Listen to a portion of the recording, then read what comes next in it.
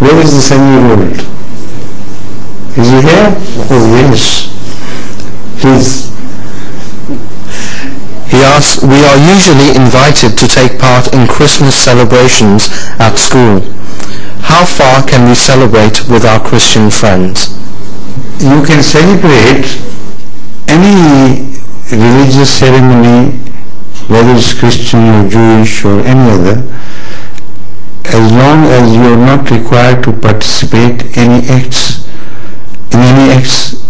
which are contrary to the unity of God and which in themselves are condemned by the Holy Quran or the conduct of the Holy Prophet. So be careful not to participate in those acts.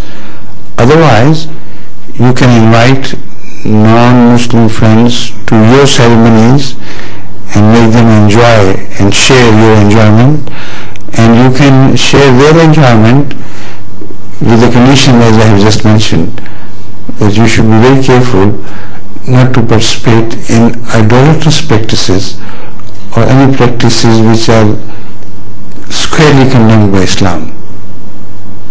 Thank you. You understand? Little why? Very good.